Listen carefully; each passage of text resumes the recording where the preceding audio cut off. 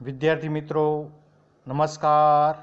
હવે ધોરણ 12 સંસ્કૃત પદ્યપાઠ 3 ભાગ 2 સંતિ મેં ગુરુઓ રાજન જોઈશું.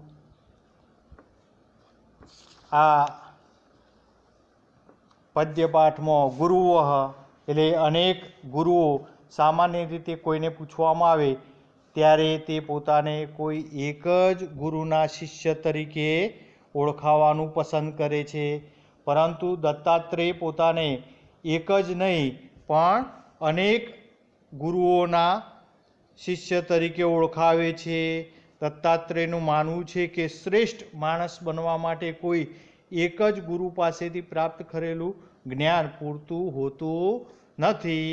તેથી માણસે અનેક ગુરુઓ પાસેથી જ્ઞાન ગ્રહણ કરવું જોઈએ. ભાગવત પુરાણમાં જણાવ્યું છે તેમ દત્તાત્રેયના 24 ગુરુઓ હતા. આ ગુરુઓ હે અને ઉપાદેય એમ બે પ્રકારના છે. હે અર્થાત ત્યાજ્ય અને ઉપાદેય અર્થાત ગ્રહણ કરવા યોગ્ય. મારી માફક કર્મ કરશો નહીં, અન્યથા મારી જેમ તમારે પણ દુઃખ વેઠવાનો વારો આવશે. આ પ્રકારનો ઉપદેશ આપનારા ગુરુ હે ગુરુ હોય છે. બીજી તરફ જે વ્યક્તિ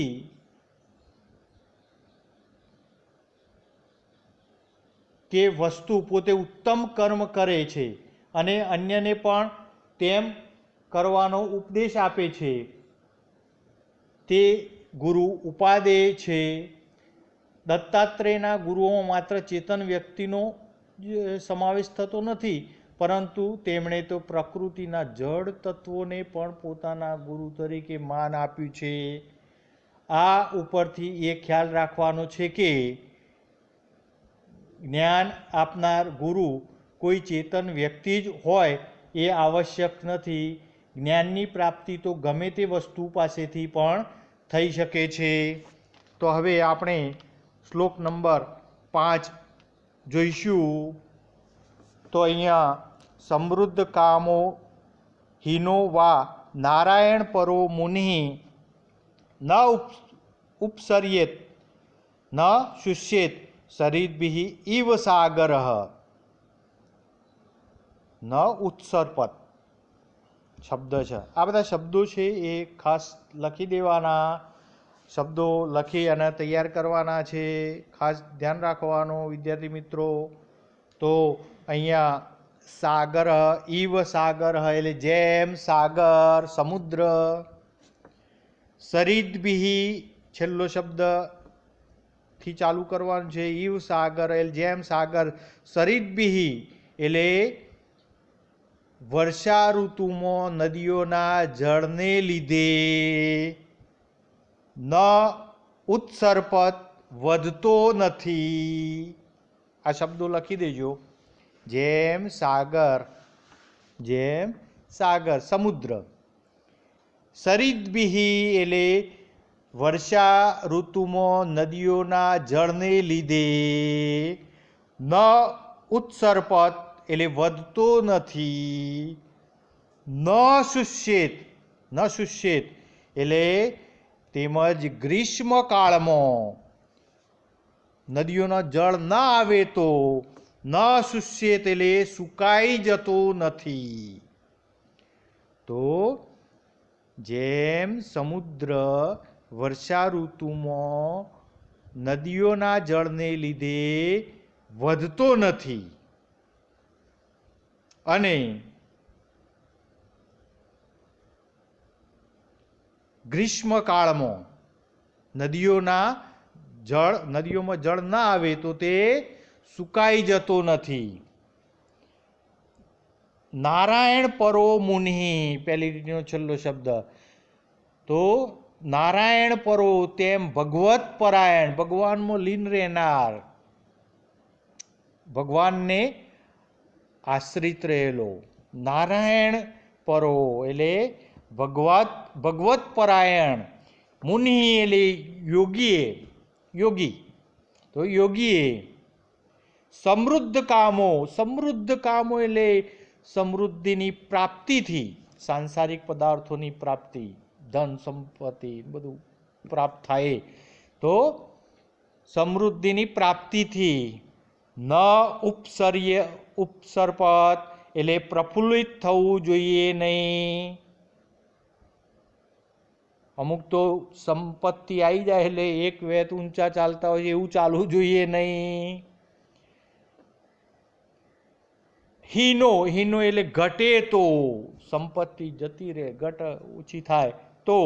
ન શુષ્યેત શોક કરવો જોઈએ નહીં. ન શુષ્યેત એટલે શોક કરવો જોઈએ નહીં, ડબલ અર્થ લેવાના છે. તો અહીંયા સમૃદ્ધિની પ્રાપ્તિ તો ભગવત નારાયણ પરોમુનિ એટલે ભગવત પરાયણ યોગીએ, સંત પુરુષ યોગી, અહીંયા જળકમળ જેવો નહીં, કાદવમાં એક કમળ કેવું હોય છે એવા, તો ગમે તેટલી સમૃદ્ધિની પ્રાપ્તિ થાય તો પણ છલકાઈ જવું જોઈએ નહીં. અહીંયા રતન ટાટા કેટલી અઢળક સંપત્તિ, હમણાં 1500 કરોડ તો અહીંયા કોરોનામાં એમને દાન આપ્યું. તો આવા જે સજ્જનો ભારત દેશના સપૂતો છે, દેશની આફત વખત પોતે હંમેશા આગળ હોય છે. અંબાણીએ પણ 500 કરોડ આપ્યા, પછી વિપ્રોના પ્રેમજી અજીમે પણ સારું એવું દાન આપ્યું છે.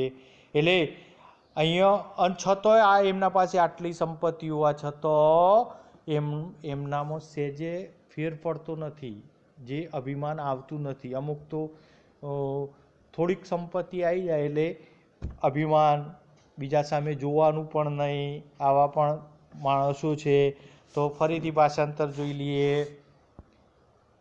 કે સમુદ્ર વર્ષા ઋતુમાં નદીઓના જળને લીધે વધતો નથી, તેમજ ગ્રીષ્મકાળમાં જળ ન આવે તો તે સુકાઈ જતો નથી, તેમ ભગવત પરાયણ યોગીએ સમૃદ્ધિની પ્રાપ્તિથી પ્રફુલ્લિત થવું જોઈએ નહીં અને ઘટે તો શોક કરવો જોઈએ નહીં. અહીંયા ન ઉપસર્પત ન શુષ્યેત સરિદ્ભિ ઇવ સાગર, તો આ સંદર્ભમાં પણ પૂછાય છે. તો અહીંયા શ્રીમદ ભાગવત પુરાણના 11મા સ્કંદમાંથી પ્રસ્તુત પદ્ય સંતિ મેં ગુરુઓ રાજન સંપાદિત કરવામાં આવેલ છે. તેમાં અધ્યાય 7 થી 12માં અવધૂતોપાખ્યાન અંતર્ગત ભગવાન દત્તાત્રેય રાજા યદુને જે વિવિધ ગુરુઓના જ્ઞાનનો ઉપદેશ આપ્યો છે તેમાં સમુદ્ર ગુરુનો ઉલ્લેખ કરવામાં આવ્યો છે. અવધૂત કહે છે કે ભગવત પરાયણ તથા સમૃદ્ધિની ઈચ્છા કરનારા યોગીએ સાંસ્કૃતિક સુખ સગવડની સમૃદ્ધિ પ્રાપ્ત થાય તો તેનાથી પ્રસન્ન પણ ન થવું, અને જો તે સમૃદ્ધિ ઘટે, ઓછી થઈ જાય તો તેનાથી દુઃખી પણ ન થવું. જેમ સમુદ્રમાં વર્ષા ઋતુમાં નદીઓના પૂરના જળ ઠલવાતો તે આગળ વધતો નથી, અર્થાત પોતાની સીમા ઓળંગતો નથી, તેમ ગ્રીષ્મ ઋતુમાં કેટલી નદીઓ સુકાઈ જતો, તેના નીર ન આવતો, તે સુકાતો નથી. તે પ્રમાણે જ મુનિએ સમુદ્ર પાસેથી જ્ઞાન મેળવતા હંમેશા પ્રસન્ન ગંભીર રહેવું જોઈએ. તેનો આંતરિક ભાવ ગહન અસીમ હોવો જોઈએ. કોઈ પણ કારણથી તે ચલાયમાન ક્ષુબ્ધ ન થવો જોઈએ. જેમ ભરતીઓટ અને તરંગો રહિત સમુદ્ર પ્રશાંત હોય છે, તેમ તેનામાં શાશ્વત પ્રસન્નતા રહેવી જોઈએ. તો સાધુએ વિવિધ અવસ્થાઓમાં સમાન રહેવાનું છે. સાચો વૈરાગી અંતરની સમૃદ્ધિથી મંડિત હોય છે, તે પ્રભાવશાળી હોય છે. કામ, ક્રોધ, લોભ, મોહ વગેરે શત્રુઓ તેના ધૈર્યને ડગાવી શકતા નથી.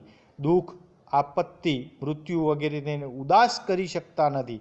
આમ અહીં વર્ણવેલા દત્તાત્રેયના આ 6 ગુરુઓ પાસેથી વિભિન્ન જ્ઞાન ગ્રહણ કરીને મનુષ્ય અવધૂતની માફક આત્મકલ્યાણનો માર્ગ સાધવાનો છે. સમાજ જીવનમાં પણ લોકોએ સુખ આવતો છકી જવાનું નથી અને દુઃખ આવતો તેનો શોક કરવાનો નથી.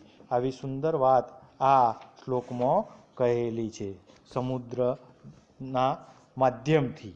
તો હવે આપણે આગળ શ્લોક નંબર 6 જોઈશું. ભ્રમર ગુરુ. અહીંયા ભ્રમર ને ગુરુ તરીકે લીધેલા છે.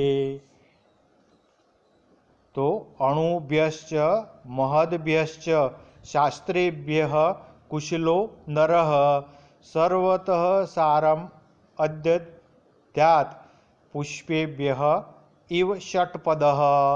ષટ્પદ શબ્દ આ યાદ રાખવા જોઈએ. ભમરો, ષટ એટલે 6 અને પદ એટલે પગ. અહીંયા 6 પગવાળો ભ્રમરો. ભ્રમરને કેટલા પગ હોય? 6 પગ. ભ્રમરને 6 પગ હોય, 6 પગવાળો. તો ષટ્પદ એટલે 6 પગવાળો. કોણ? તો ભમરો. ભમરાને 6 પગ હોય. તો ઈ વેલે જે પ્રમાણે ષટ્પદ એટલે 6 પગવાળો ભમરો એટલે ભમરો, ભ્રમર. તો ઈવ ષટ્પદ જે પ્રમાણે ભ્રમર, અણુભ્ય ચ. અણુભ્ય એટલે નાના, મહદભ્ય એટલે મોટા,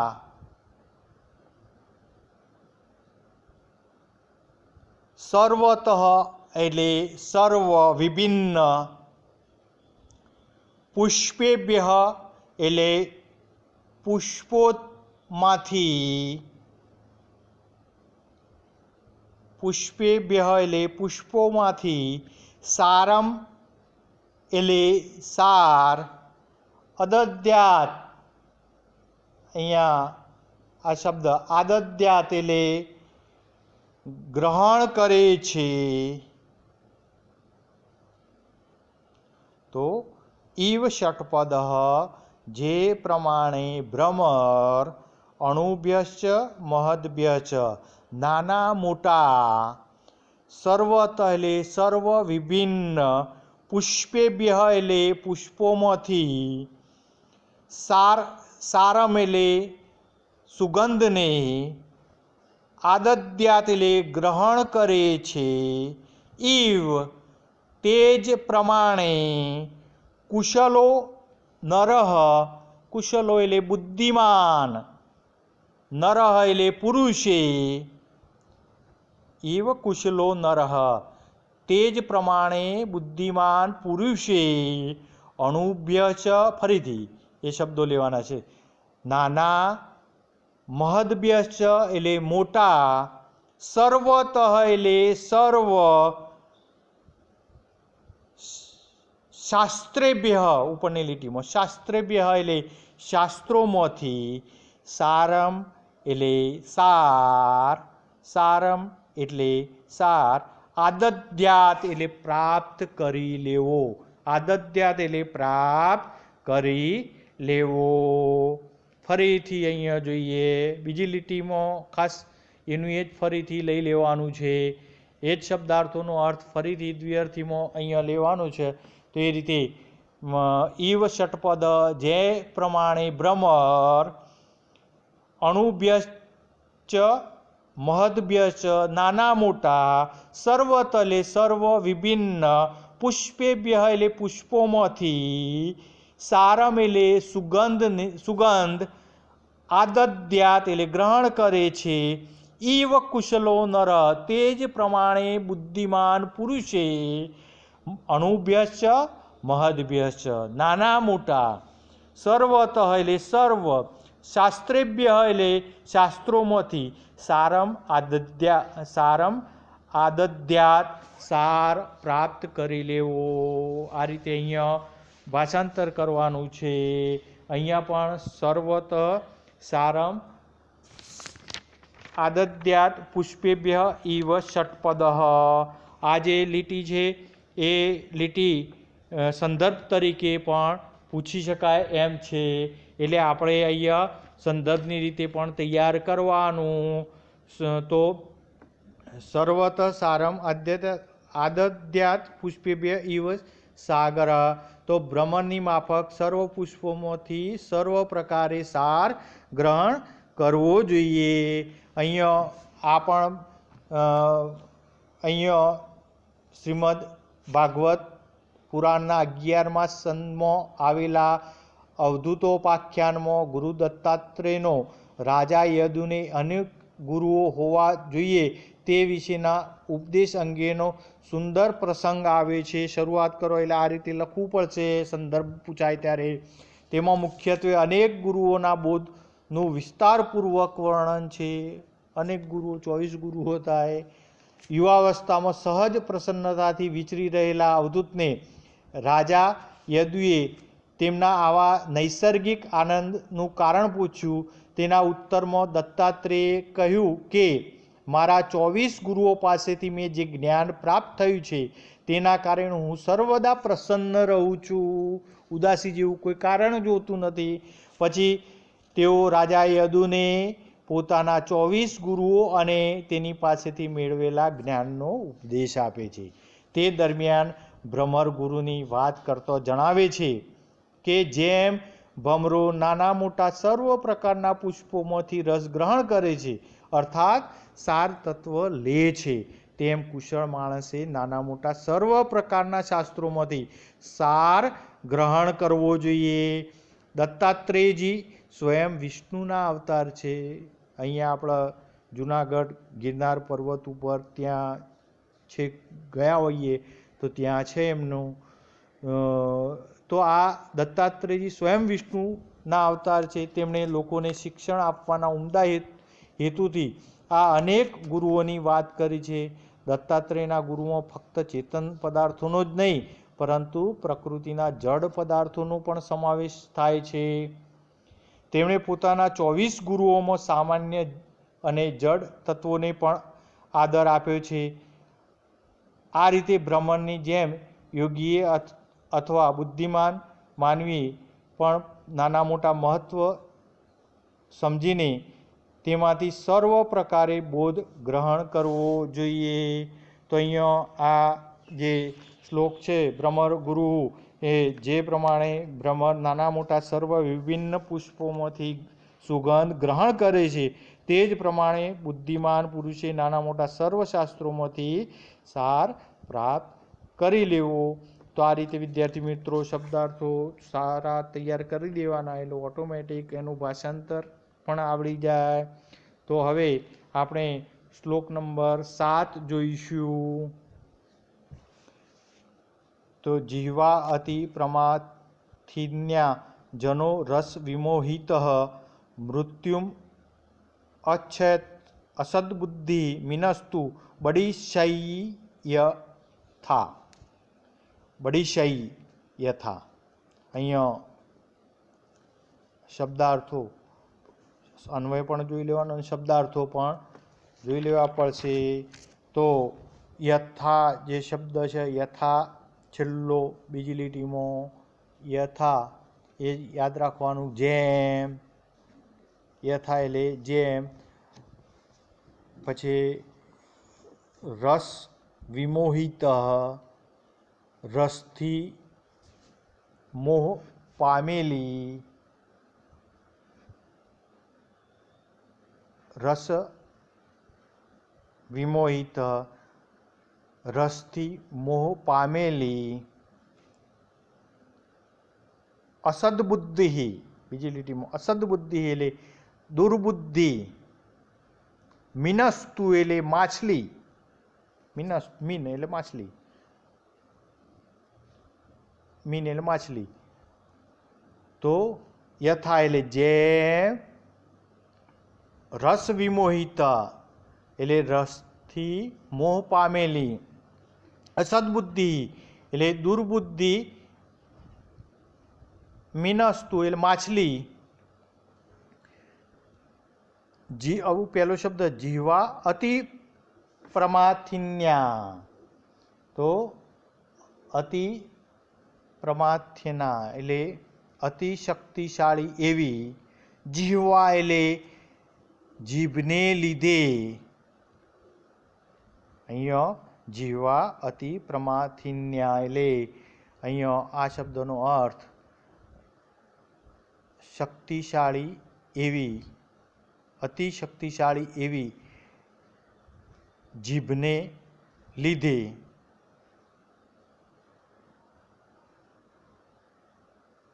તો અહીંયા અસદ બુદ્ધિ દુર્બુદ્ધિ મિનસ્તુ એટલે માછલી, જીહવા અતિ પ્રમાથિન્ના એટલે અતિ શક્તિશાળી એવી જીભને લીધે. બડિશય, બડિશય શબ્દ ખાસ લખી રાખજો. બડિશહી, બડિશહી એટલે માછલી પકડવાના કાંટાઓથી. બડિશહી એટલે માછલી પકડવાના કાંટાઓથી. મૃત્યુમ, મૃત્યુમ એટલે મૃત્યુને. મૃત્યુમ રુચ્છતિ એટલે પામે છે. રુચ્છતિ એટલે પામે છે. મૃત્યુમ રુચ્છતિ મૃત્યુ પામે છે. ફરીથી આટલું જોઈ લઈએ તો યથા એટલે જેમ, રસ વિમોહિત રસથી મોહ પામેલી, અસદબુદ્ધિ એટલે દુર્બુદ્ધિ, મિનસ્તુ એટલે માછલી, જીહવા અતિ પ્રમાથિના એટલે જીહવા અતિ પ્રમાથિના એટલે અતિ શક્તિશાળી એવી જીભને લીધે. બડિશય એટલે માછલી પકડવાના કાંટાઓથી. મૃત્યુમ રુચ્છતિ એટલે મૃત્યુ પામે છે. તેમ રસ વિમોહિત, ફરીથી શબ્દ લેવાનું છે, સ્વાદનો લોભી, અસદબુદ્ધિ એટલે દુર્બુદ્ધિ, અસદબુદ્ધિ એટલે દુર્બુદ્ધિ, જનો એટલે મનુષ્ય, જનો એટલે મનુષ્ય, જીહવા અતિ પ્રમાથિન્યા, ફરીથી એનો એ શબ્દ, મનને વલોવી નાખનારી અતિ શક્તિશાળી એવી પોતાની જીભને વશ થઈ. મૃત્યુમ રુચ્છતિ મૃત્યુ પામે છે. મૃત્યુમ રુચ્છતિ એટલે મૃત્યુ પામે છે. તો આ રીતે શબ્દો લખી દેજો. શબ્દાર્થો તૈયાર કરવા પડશે. અહીંયા જીહવા અતિ પ્રમાથિના બીજો અર્થ એ પણ લઈ લેવાનો કે તે અહીંયા સ્વાદનો લોભી, અહીંયા સ્વાદનો લોભી દુર્બુદ્ધિ મનુષ્ય મનને વલોવી નાખનારી અતિ શક્તિશાળી એવી પોતાની જીભને વશ થઈને મૃત્યુ પામે છે. અહીંયા તેમ રસ વિમોહિત એટલે સ્વાદનો લોભી, અસદબુદ્ધિ એ ફરીથી લેવાનું દુર્બુદ્ધ, જનો એટલે મનુષ્ય, જીહવા અતિ પ્રમાથિના એટલે મનને વલોવી નાખનારી અતિ શક્તિશાળી એવી પોતાની જીભને વશ થઈને મૃત્યુમ રુચ્છતિ એટલે મૃત્યુ પામે છે. એનું ભાષાંતર ફરીથી જોઈ લેજો. જેમ રસથી મોહ પામેલી દુર્બુદ્ધિ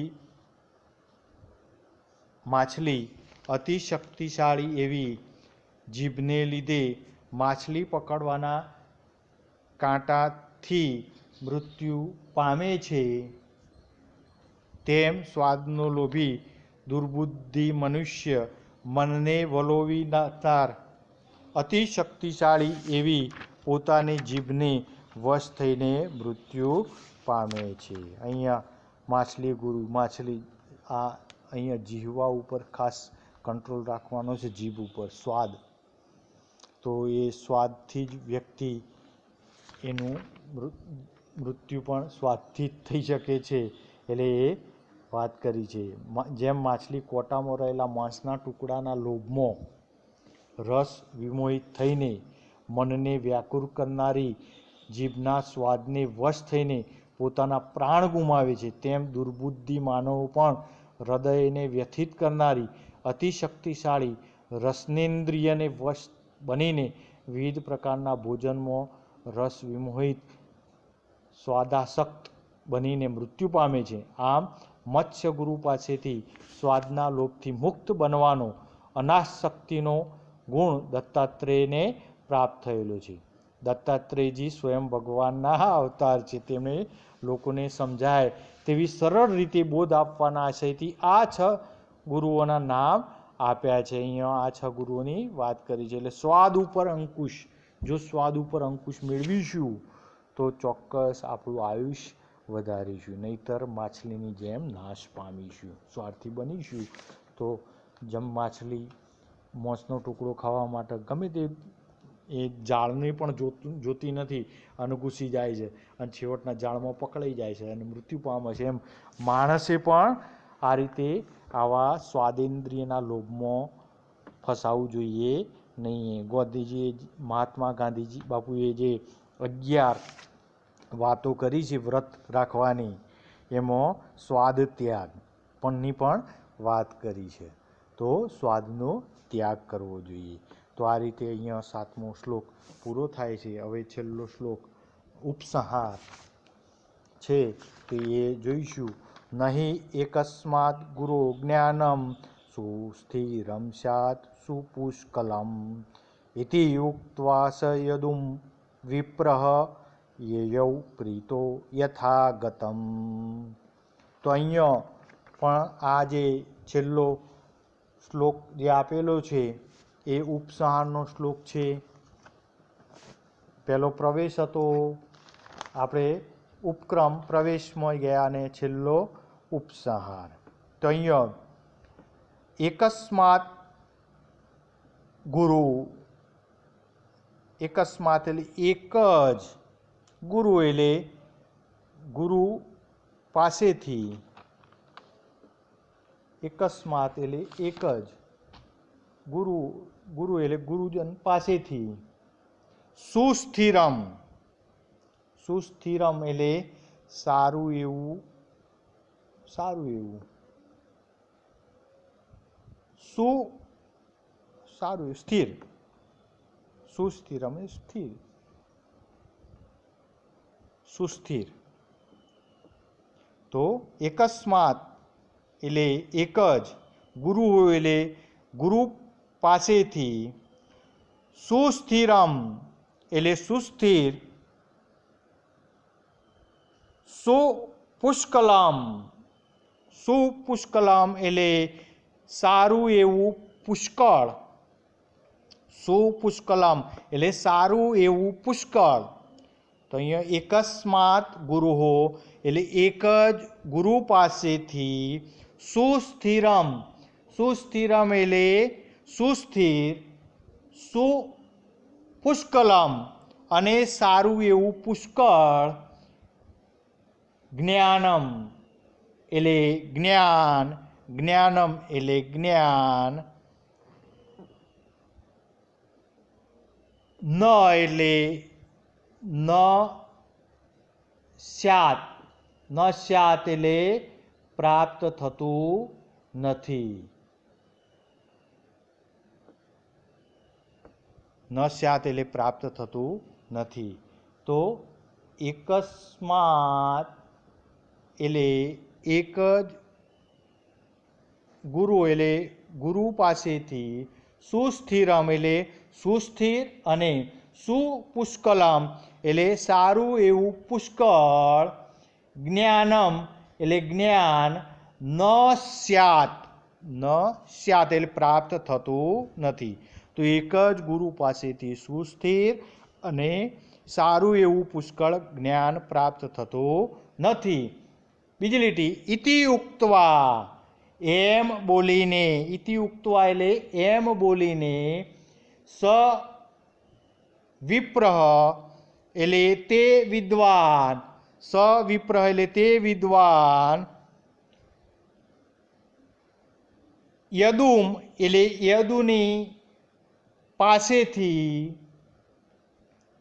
યયૌ પ્રીતૌ એટલે જે રીતે આવ્યા હતા, યયૌ પ્રીતૌ એટલે જે રીતે આવ્યા હતા, યથાગતમ, યથાગતમ એટલે તે રીતે ગયા, યથાગતમ એટલે તે રીતે ગયા. તો ઇતિ ઉક્ત્વા એટલે એમ બોલીને સ એટલે તે, વિપ્ર એટલે વિદ્વાન, યદુમ એટલે યદુ પાસે, યદુની પાસે, યદુ રાજાની પાસે, તે સવિપ્ર એટલે તે વિદ્વાન, એ વિદ્વાન એટલે ગુરુ દત્તાત્રેય અવધૂત, યદુમ એટલે યદુની પાસે, યયૌ પ્રીતો જે રીતે આવ્યા હતા, યથાગતમ તે રીતે ગયા. અહીંયા આ પણ સંદર્ભમાં લઈ શકાય એવું છે. ન એકસ્માત ગુરુ જ્ઞાનમ સુસ્થિરમ સ્યાત સુપુષ્કલમ. તો અહીંયા એક જ ગુરુની પાસેથી સુસ્થિર અને સારું એવું પુષ્કળ જ્ઞાન પ્રાપ્ત થતું નથી. તો અહીંયા પણ જે વાત કરી છે શ્રીમદ ભાગવત પુરાણના 11મા સ્કંદમાં અધ્યાય 7-12માં ભગવાન દત્તાત્રેય અને રાજા યદુને એક રોચક તથા જ્ઞાનપ્રદ સંવાદ આવે છે, જે અવધૂતોપાખ્યાન નામે જાણીતું, જેમાં ભગવાન દત્તાત્રેય રાજા યદુને વિવિધ ગુરુઓ પાસેથી મેળવેલ જ્ઞાનનો ઉપદેશ આપે છે. તે મુજબ તેઓ કહે છે કે માત્ર એક ગુરુ પાસેથી પ્રાપ્ત કરેલું જ્ઞાન સુસ્થિર હોતું નથી. અનેકવિધ જ્ઞાન મેળવવા માટે અનેક ગુરુ હોવા જરૂરી છે. પ્રસ્તુત પદ્યમાં દત્તાત્રેયના 24 ગુરુઓમાંથી 6 ગુરુઓની વાત રજૂ કરવામાં આવેલી છે. તે પ્રમાણે પૃથ્વી, જળ, સૂર્ય, સાગર, ભ્રમર અને માછલી વગેરેના કાર્યોથી ઉત્તમ બોધ ગ્રહણ કરવાનો છે. અનેક ગુરુઓ પાસેથી મેળવેલ જ્ઞાનયુક્ત યોગી જ સહજ, પ્રસન્ન, મુક્ત અને ભગવત પ્રાપ્તિ કરી શકે છે. તેથી ઉત્તમ બનવા માટે મનુષ્યએ નાના મોટા જડ ચેતન એવા સર્વ પદાર્થો પાસેથી યથાઉચિત બોધ સ્વીકારવો જોઈએ. તો અહીંયા આ જે શ્લોકનું ભાષાંતર પણ એક જ ગુરુ પાસેથી સુસ્થિર અને સારું એવું પુષ્કળ જ્ઞાન પ્રાપ્ત થતું નથી એમ બોલીને તે વિદ્વાન એટલે ગુરુ દત્તાત્રેય અવધૂત યદુની પાસેથી જે રીતે આવ્યા હતા તે રીતે ગયા.